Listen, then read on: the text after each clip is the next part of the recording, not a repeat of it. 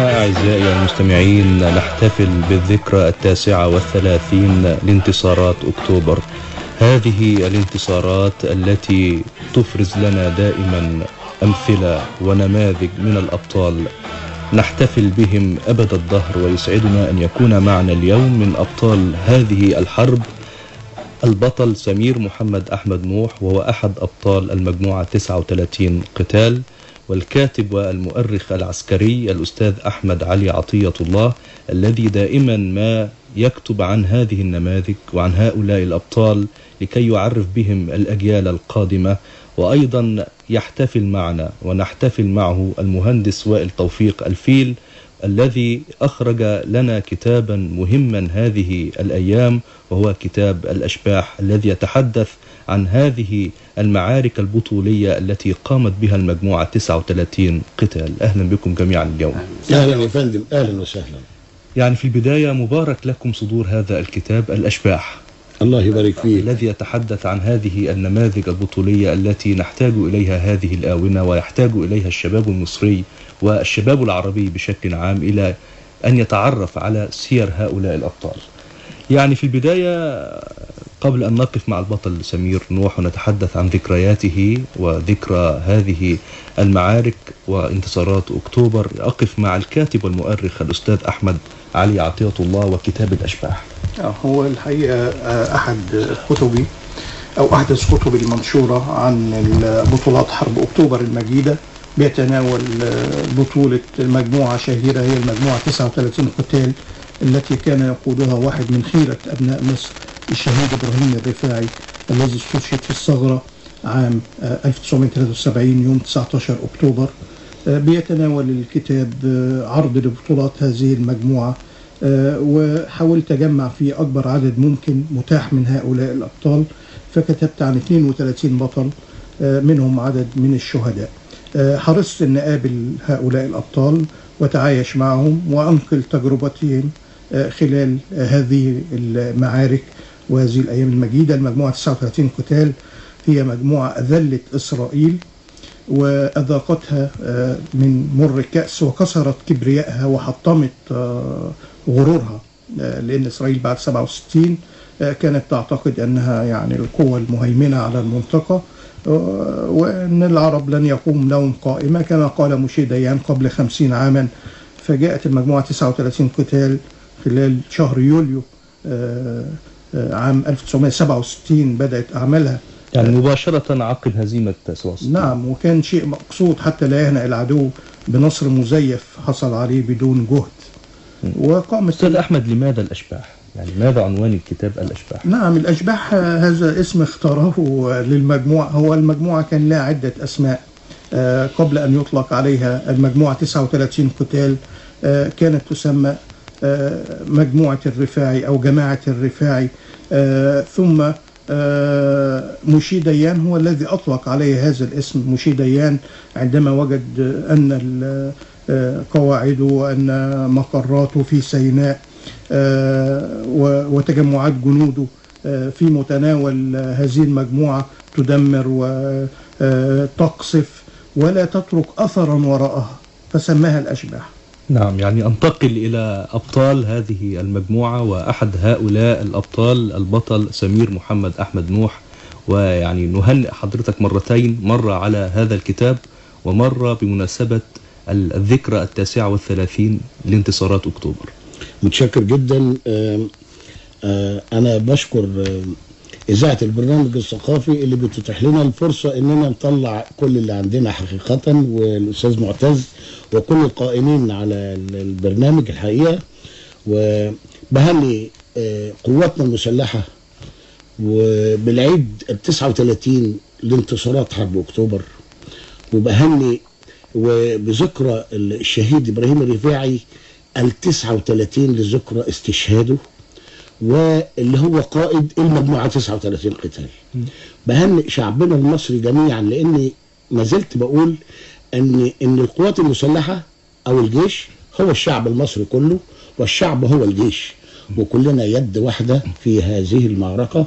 والحمد لله كان انتصار عظيم جدا ودائما نحتفل به، وبقدم شكري الجزيل وشكري العظيم للبشمهندس وائل الفيل حقيقة من كل قلبي ودائما وأبدا على ان يطبع لنا كتاب الاشباح اللي اطلق علينا موشى ديان في وقت من الاوقات الاشباح، لان كنا بنعبر القناه دائما ونهجم على المواقع، نعمل كماين، نقتل له جنوده، نرص الغام، وما كناش نسيب اي اثر ابدا.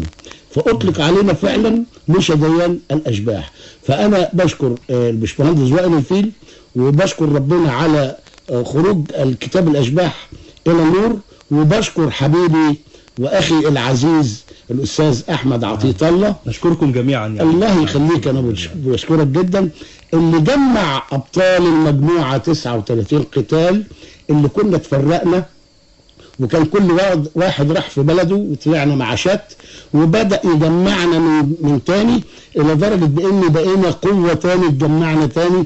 طبعا قوة ما تخوفش يعني، لان احنا خلاص كبرنا وعجزنا انما جمع الفضل لله وللاستاذ احمد عطيه الله والاستاذ والبشمهندس وائل الفيل على استخراجه لنا كتاب الاشباح، لان انا بعتبره فدائي من الفدائيين اللي يعني. هل هو فدائي لانه تحمس؟ ايوه ده فدائي وتحمس وقال انا يعني يجب ان نحييه جميعا جدا يعني. جدا، لاني قال لك رساله يعني حتى لو بالخساره. نعم. الراجل ده راجل وطني عظيم، انا بشكره جدا، لان في ناس الاستاذ احمد عطيه الله قبل كده لجأنا لهم، وللاسف الوطنيه عندهم صفر بالمره. كانوا عايزين ممثلين، انا مش عايز اغلط في حد طبعا، طبالين بتوع كوره علشان يتنشر عنهم نتحدث عن اكتوبر سيادة الرائد، ده نتحدث عن اكتوبر وعن ذكريات المجموعه 39 مع حرب اكتوبر.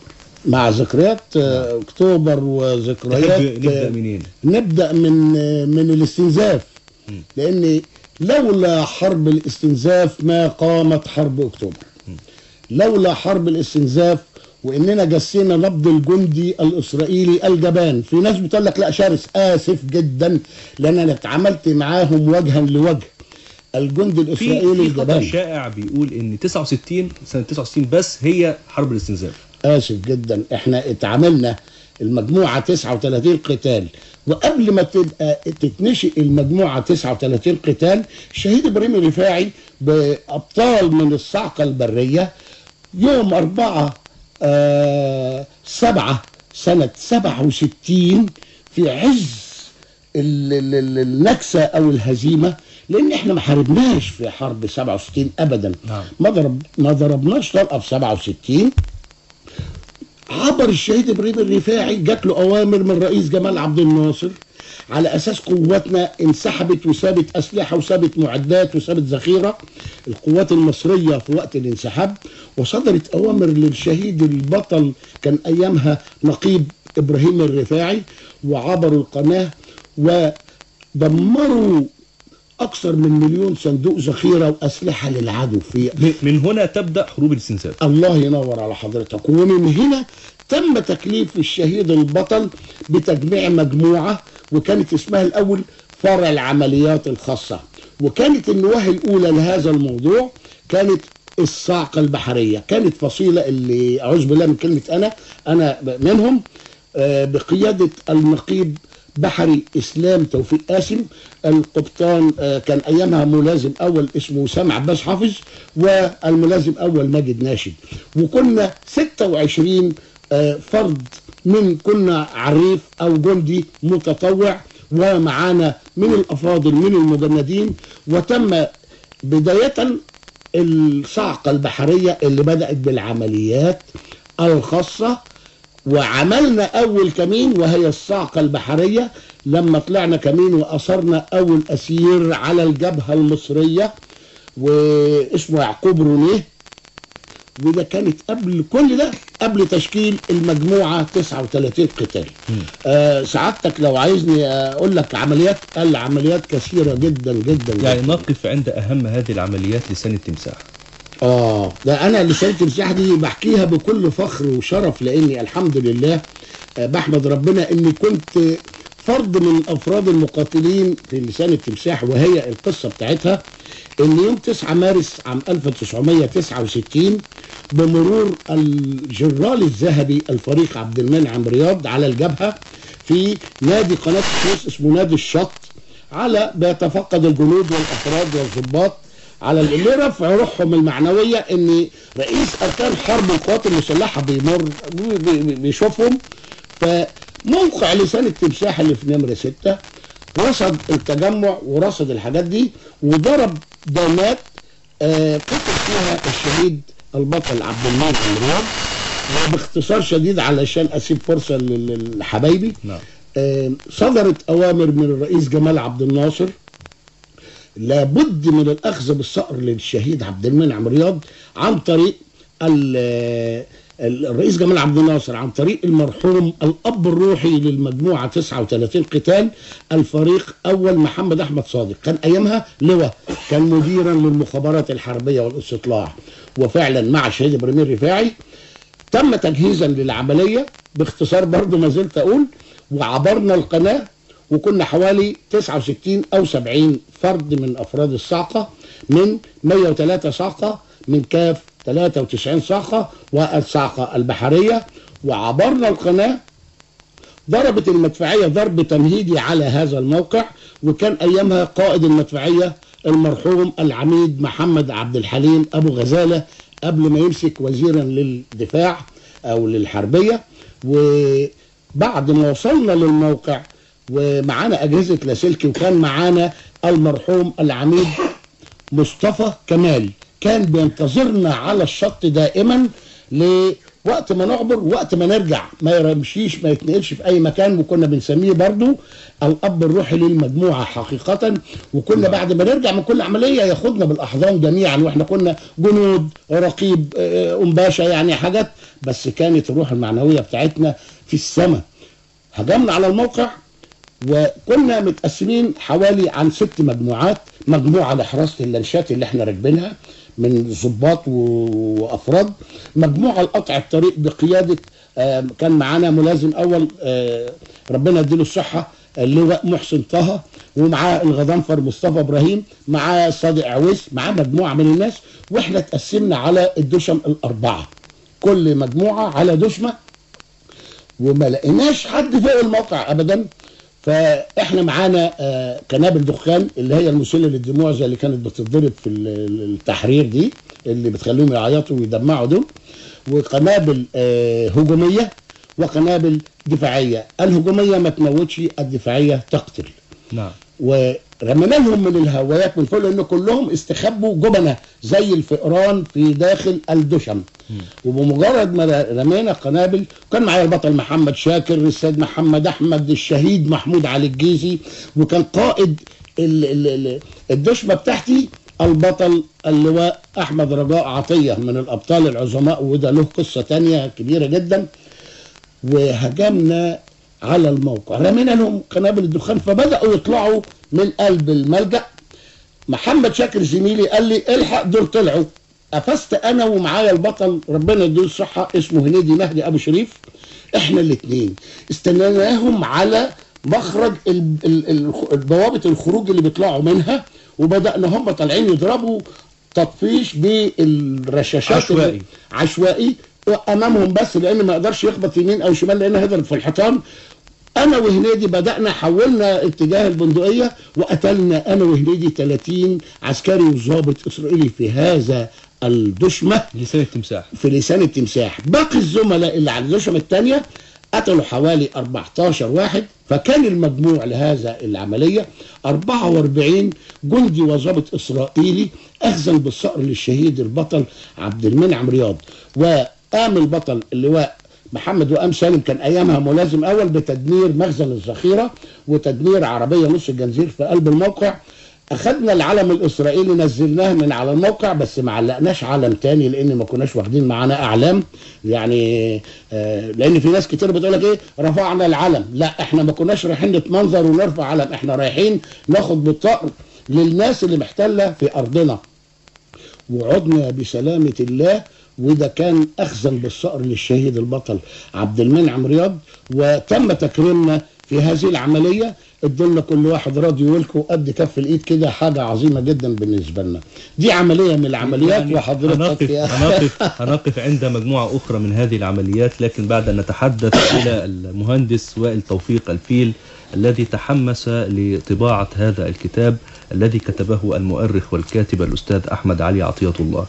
يمكن ظل هذا الكتاب لفترة طويلة يعني يحاول أن يبحث عن مقتنع وعن وطني يتبنى كما قال البطل سمير نوح، يتبنى إصدار هذا الكتاب. يعني لماذا تحمست واتجهت لطباعة هذا الكتاب؟ والله الحقيقة أنا يعني مش شايف اللي أنا عملته عمل يعني يستحق كل هذا الشكر من الرئيس. لا والله فعلا. أنا اللي أنا شايفه إن يعني يمكن تحمسي للكتاب جه من أيام فترة التجنيد بتاعتي. كنت طلعت على الكتيبات اللي كانت موجودة في الجيش بخصوص العمليات الحربية من واقع مكاني في الوحدة بتاعتي في مكتب التدريب، فلقيت ان في قصص لابطال ما حد سمع عنهم، وللاسف ان المنشورات دي محدوده جدا داخل الوحدات العسكريه. فضل معايا الموضوع مستمر كحلم ان نفسي ان انا اقرا كتاب عن اكتوبر، يبقى فيه يعني كتاب عن العمليات فعليا، يعني مش محتاج ان انا اقرا قصه ادبيه عن حرب اكتوبر، لان القصص اللي انا قريتها في اثناء فتره تجنيدي تصلح كلها لاعمال بطوليه او تصلح كلها لكتب عالميه بالنسبه خاصه بالحرب، لكنها حقائق مجرده من الابداع الادبي، هو باسلوب ممكن يكون يعتبروا الجماعه المشتغلين بالادب ان هو اسلوب يعني ايه جاف او يعني ركيك، انما القصص في فحواها كانت اشد تاثير من اي قصص ادبيه ممكن تقراها عن الحرب. اذا كتاب الاشباح يعد كتاب تاريخي او الكتاب الاول. يعني انا ازعم يعني من واقع حماسي الشخصي للكتاب نفسه، انا ازعم ان ده يمكن اكتر عمل انا قريت فيه توثيق للعمليات الحربيه بدون ابداء وجهه نظر. يمكن اسلوبه الاستاذ احمد اللي اصاغه باسلوبه، انما العمليات الحربيه هو بيصيغها من واقع شخصيه خارج المجموعه او شخصيه ما اشتركتش في العمليات الحربيه، فتقدر تعتبره ان هو نظره حكم بالنسبه للعمليات اللي حصلت او بالنسبه للشخصيات اللي هي شاركت او فكره الراوي او بالظبط فكره الراوي اللي هي في المسرح دي موجوده قوي، ممكن تلاحظها في الكتاب. فضل معايا زي ما بقول لحضرتك، فضل الحلم معايا من ايام فتره التجنيد حتى يومنا هذا، لغايه ما تصادف في مره من المرات مع احد الاصدقاء بتكلم فسمعت مشكله الكتاب ومع الناشر القديم والكلام ده، فالكلمه اللي انا قلتها يوميها قلت يعني اتمنى ان الكتاب ده اكون انا يعني في وقت من الاوقات احد اسباب نشره، برغم ان هو كان في اتفاق مع ناشر وكده. استمر الموضوع وفضل الناشر القديم متمسك بالكتاب لغايه الفتره اللي حصل الخلاف واتسحب الكتاب من عنده. في هذه اللحظه حصل مقابله بيني وبين الاستاذ احمد ولسه هيكلمني عن الكتاب، قلت له انا الكتاب ده هاخده بدون ما اقراه. فقال لي طب يعني خده اقراه. طب قلت له انا الكتاب ده انا اتمنى في وقت من الاوقات ان انا يتكتب في تاريخي ان انا شاركت في طباعه كتاب عن حرب اكتوبر، ايا كان بقى هذا العمل بيتكلم عن ايه. بس في النهايه انا اسف احنا بنتعامل مع تاريخ اصبح احنا وصلنا لمرحله ان ايه الحرب عدى عليها 39 سنه، مفيش من القاده الاحياء كتير موجودين، ربنا يدي طول العمر للمقاتلين اللي هم معانا، انما النهارده احنا بنفقد تاريخ كامل في وقت الدول بتشتري فيه تاريخ. صحيح. انت عندك دول كتير بتشتري تاريخ فعليا، يعني احنا بنسمع عن دول بتشتري ابطال رياضيين يلعبوا باسمها عشان تعمل تاريخ في الرياضه. انت عندك تاريخ بتدفنه ومصر على دفن هذا التاريخ، برغم ان انا شايف ان احنا في امس الحاجه اليه. الاطفال حاليا لو سالت اي طفل عن حرب اكتوبر بلاش طفل، لو سالت اي شاب في 30 سنه وطالع كويس، فيما عدا الناس اللي هي حضرت اجزاء من الحرب او حضرت الكلام ده، كل اللي يعرفوا عن احتفالات اكتوبر ان في حفله بتتعمل وان اليوم ده اجازه، انما ما يعرفش ان في ناس ماتت، ما يعرفش ان في ناس بوهبت نفسها او عاشت بقى وقليل من يعرف المجموعه 39 قتال ايضا. يعني النهارده فعليا من المؤسف ان احنا بنقول ان يعني ما فيش ناس كتير تعرف عن المجموعه 39، ما فيش ناس كتير تعرف عن الشهيد ابراهيم الرفاعي في الوقت اللي احنا بنتكلم. يعني انا سائل جدا في الفتره اللي احنا كنا فيها في التحرير ان بعض الشباب وصل بيه الحماس لدرجه ايه، لا ده شهداء 25 يناير، لا كان في شهداء قبل 25 يناير وكان في شهداء في اكتوبر وكان في شهداء في 67. في ناس كتير ماتت عشان البلد دي وفي ناس كتير ضحت عشان البلد دي. ما اعتقدش ان احنا في وقت يسمح ان احنا نفضل نهد في التاريخ، ان ما عندناش حوادث مضيئه كتير في الفتره الاخيره نقدر نتمسك بيها. اعتقد ان اكتوبر حدث لابد من تاريخه بصوره حقيقيه، وانا اتمنى ان القوات المسلحه نفسها تقوم بهذا العمل، لانه يحتاج اعمال سينمائيه قبل واعمال روائيه حقيقيه عن حرب اكتوبر. في الحقيقة أظن أننا نحتاج إلى إنتاج درامي جديد غير هذه الأعمال المتعارف عليها ودائما ما نشاهدها. يا سيدي الفاضل، الحرب في حد ذاتها قصة تصلح لمئات الأعمال السينمائية. حرب أكتوبر نفسها كل حدث فيها يصلح لأعمال سينمائية كثيرة. في كل دول العالم بتبقى معركة حربية صغيرة بيتعمل عليها مئات الأفلام. كلنا بنشاهدها وكلنا بنتخيل ان ايه ده ايه. ويمكن عمليات اللي قام بها سياده الرائد سمير نوح، يعني كل جزئيه في هذه العمليات اعتقد انها تصلح لان تكون عمليات كثيره جدا. نعم. يعني مجرد اي عمليه، اي موقع منهم بتشكل عمل سينمائي ضخم. احنا النهارده حتى المحاولات اللي حصلت كاعمال روائيه او اعمال تلفزيونيه في قصص في منتهى القوه، زي قصص يعني اعمال المخابرات او كده، برضه ما كانتش بتؤدي الدور نفسه. يعني ما تعملش العمل بالطريقه اللي تخدم المعركه يعني نفسها. هنتقل من حضرتك المهندس وائل توفيق واتحدث الى الكاتب والمؤرخ الاستاذ احمد علي عطية الله والماده المستوحاه في هذا الكتاب.